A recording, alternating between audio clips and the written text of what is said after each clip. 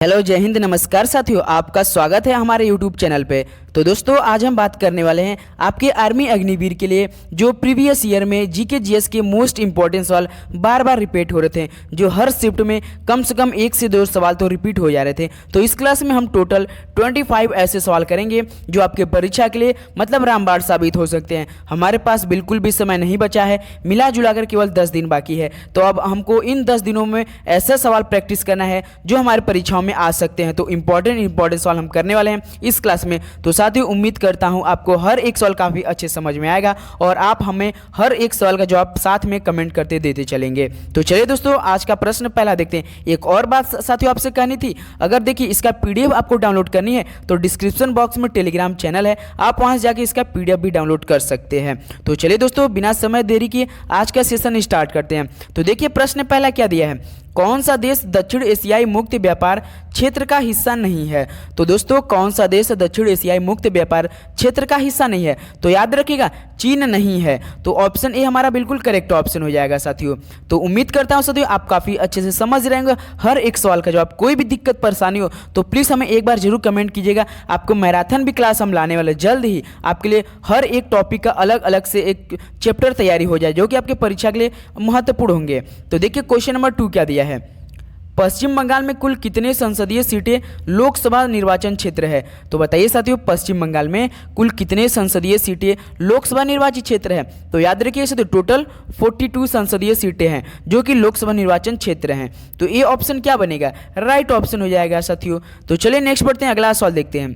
Question number 3 क्या दिया है, हुमायूं का मकबरा कहाँ पर स्थित है। इस पे आप स्टार लगा लीजिए साथियों, क्योंकि ये बार बार सवाल पूछे जाते हैं। हुमायूं का मकबरा कहाँ पर स्थित है, हैदराबाद, नई दिल्ली, मुंबई या कोलकाता। तो साथियों हुमायूं का मकबरा नई दिल्ली में है, तो बी ऑप्शन क्या हो जाएगा, राइट ऑप्शन हो जाएगा।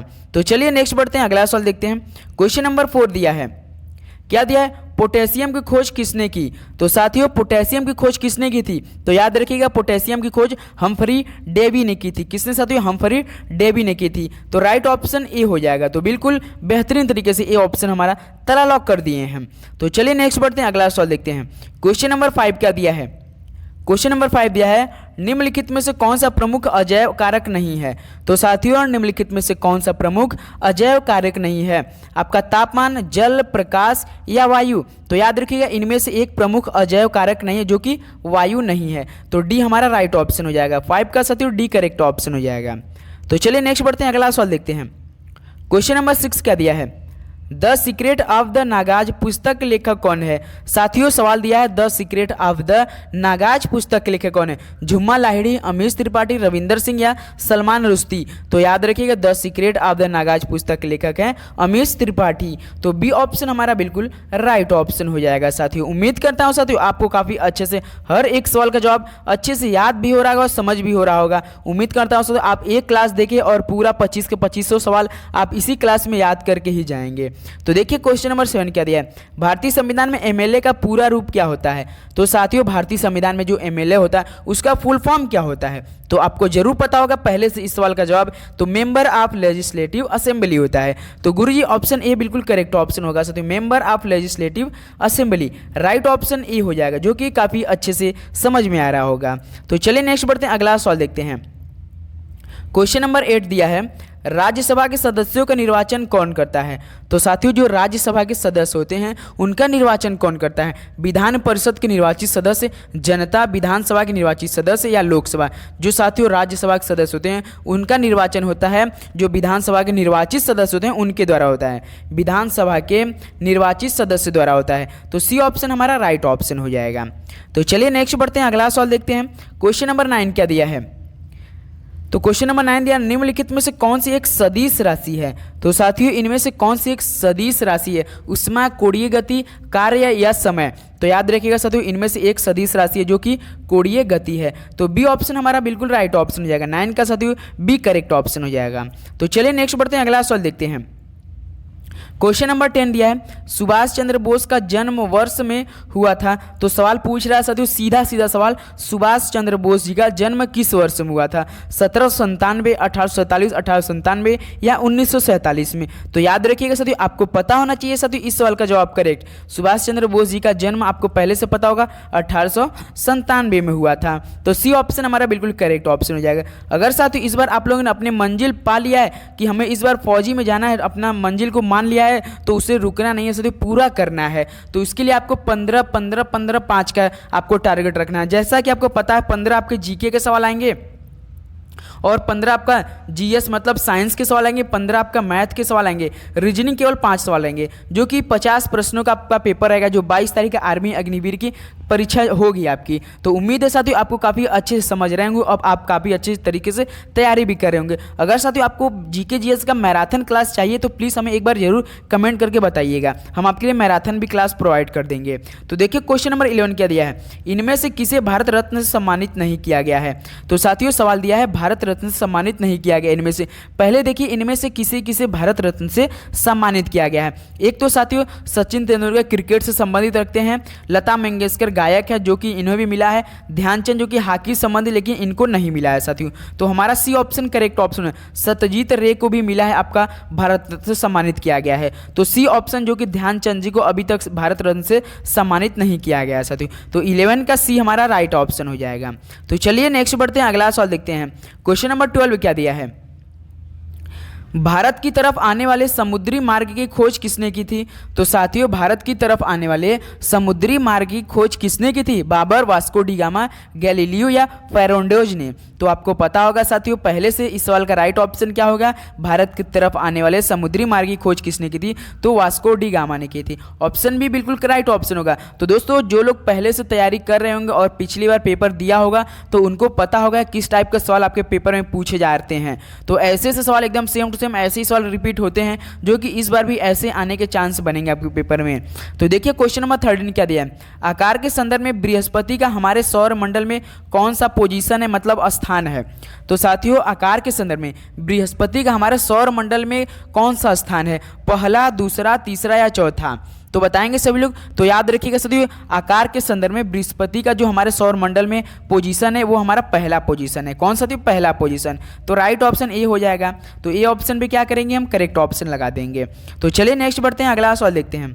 क्वेश्चन नंबर 14 क्या दिया है, अंतर्राष्ट्रीय योग दिवस को किस दिन मनाया जाता है? मोस्ट इंपॉर्टेंट सवाल साथियों। देखिए साथियों शाम को 7 बजे आपके लिए आपका लिए क्लास ऑनलाइन जो राष्ट्रीय दिवस अंतर्राष्ट्रीय दिवस से संबंधित होते हैं, टॉप 25 सवाल हम लाने वाले हैं शाम के 7 बजे। तो वो बेल नोटिफिकेशन ऑन कर दिए साथियों, जब भी उस टाइप का वीडियो आएगा आपके पास तुरंत नोटिफिकेशन जाएगा और आप लोग ज्वाइन करके उसे काफ़ी अच्छे से तैयारी कर सकते हैं, जो कि उसमें से एक सवाल आपके लिए 100% आपके पेपर में आने वाले हैं। तो आप लोग काफ़ी अच्छे से तैयारी कीजिएगा साथियों, शाम के 7 बजे वाला आप क्लास ज्वाइन करके देख लीजिएगा। तो अंतर्राष्ट्रीय योग दिवस किस दिन मनाए जाते हैं? तो याद रखिएगा साथियों 21 जून को मनाते हैं। तो ऑप्शन हमारा बी राइट ऑप्शन हो जाएगा। तो चलिए नेक्स्ट बढ़ते हैं, अगला सवाल देखते हैं। क्वेश्चन नंबर 15 दिया है, भारत का राष्ट्रीय फूल क्या है? तो दोस्तों भारत का राष्ट्रीय फूल क्या है? लिली, गुलाब, कमल, सूरजमुखी। ये भी सवाल आपके परीक्षा में पूछा गया है। भारत का राष्ट्रीय फूल कमल होता है। तो सी ऑप्शन राइट ऑप्शन हो जाएगा। तो चलिए नेक्स्ट बढ़ते हैं, अगला सवाल देखते हैं। क्वेश्चन नंबर 16 क्या दिया है, भारत में स्तूप की सबसे बड़ी सघनता कहाँ पर है? तो साथियों भारत में स्तूप की सबसे बड़ी सघनता कहाँ है?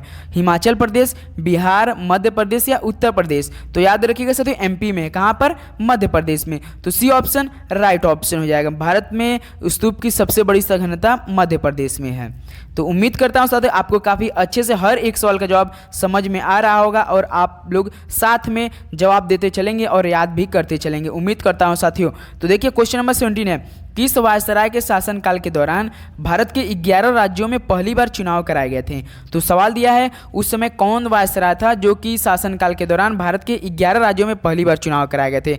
Lord Linlithgow, Lord Mountbatten, Lord Curzon या लॉर्ड इरविन? तो उस समय जब भारत में 11 राज्यों में पहली बार चुनाव हुआ था तो उस समय भारत का वायसराय एक ही था, लॉर्ड लिनलिथगो था। तो राइट ऑप्शन आपका बिल्कुल करेक्ट ऑप्शन हो जाएगा, लॉर्ड लिनलिथगो था। तो चलिए नेक्स्ट बढ़ते हैं, अगला सवाल देखते हैं। क्वेश्चन नंबर 18 दिया है, कौन सा देश फ्रांस के बाद फोटोवोल्टेइक राजमार्ग बनाने वाला विश्व का दूसरा देश है? तो साथियों पहले तो आपका जो फोटोवोल्टिक राजमार्ग था वो तो पहले फ्रांस बनाया था, उसके बाद विश्व का दूसरा देश कौन सा है? चीन, नेपाल, जर्मनी, कनाडा। याद रखिएगा साथियों, फोटोवोल्टिक मार्ग होता है जो राजमार्ग होता है, पहला तो फ्रांस बनाया था लेकिन दूसरा बनाया था चीन बनाया था, तो इस समय चीन है, तो ए ऑप्शन हमारा राइट ऑप्शन हो जाएगा। पहले फ्रांस है, दूसरे पर चीन है, आपको पता होना चाहिए साथियों, तो ए ऑप्शन बिल्कुल करेक्ट ऑप्शन हो जाएगा। तो चलिए नेक्स्ट बढ़ते हैं, अगला सवाल देखते हैं।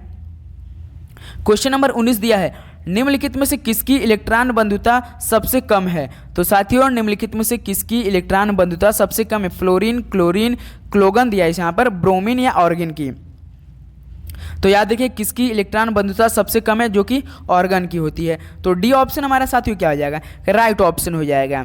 तो चलिए नेक्स्ट बढ़ते हैं, अगला सवाल देखते हैं। क्वेश्चन नंबर 20 दिया है, निम्नलिखित में से कौन सा प्रोटोजोआई रोग नहीं है? तो साथियों इनमें से कौन सा प्रोटोजोआई रोग नहीं है? फील पाँव, प्राच्य द्रढ़, निद्रालु व्याधि या काला आजार। तो बताइए इनमें से कौन सा प्रोटोजोआई रोग नहीं है? तो याद रखिए सर, जो फील पाँव है वो आपका प्रोटोजोआई रोग नहीं है, तो ये ऑप्शन करेक्ट ऑप्शन होगा, फील पाँव। तो उम्मीद करता हूँ साथियों आप लोग काफ़ी अच्छे समझ रहे होंगे। अगर एक भी आपको सवाल अच्छा लगे तो प्लीज़ चैनल पे नए हैं तो सब्सक्राइब करके लाइक करना ना भूलिए, क्योंकि साथियों आने वाले इस टाइप के हर एक वीडियो आपको काफ़ी सबसे पहले पहुँचेगा आपके पास। तो देखिए क्वेश्चन नंबर 21 दिया है, निम्नलिखित में से कौन द्रव्यमान की इकाई नहीं है? तो साथियों इनमें से कौन द्रव्यमान की इकाई नहीं है? पौंड, किलोग्राम, ग्राम या डाइन। तो देखिए साथियों इसमें द्रव्यमान की इकाई कौन कौन है?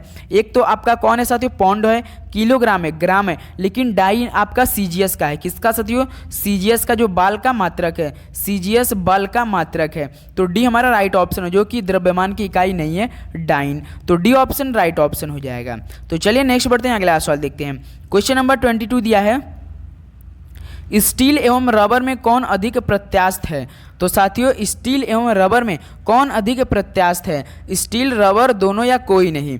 तो बताइए 22 का करेक्ट ऑप्शन, स्टील एवं रबर में सबसे अधिक प्रत्यास्थ होती है, जो कि स्टील में होती है साथियों। तो ए ऑप्शन हमारा राइट ऑप्शन हो जाएगा, 22 का साथियों ए ऑप्शन करेक्ट ऑप्शन हो जाएगा।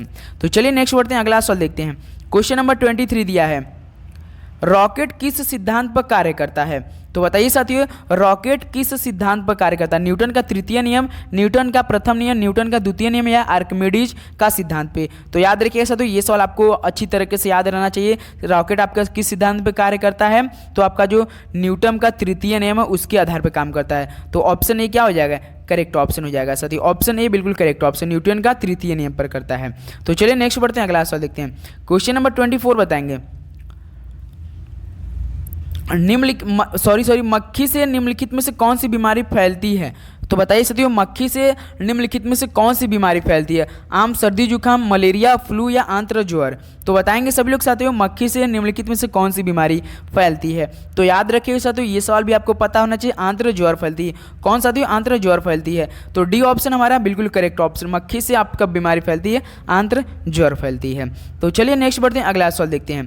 क्वेश्चन नंबर 25 दिया है, तो देखिए क्वेश्चन नंबर 25 दिया है, विटामिन के विशिष्ट भूमिका किसके संश्लेषण में है? तो साथियों विटामिन के की विशिष्ट भूमिका किसके संश्लेषण में? एल्ब्यूमिन, प्रतिरक्षी ग्लोब्यूलिन या प्रोथ्रोम्बिन में? तो बताएंगे सभी लोग साथियों विटामिन के विशिष्ट भूमिका किसके संश्लेषण में है?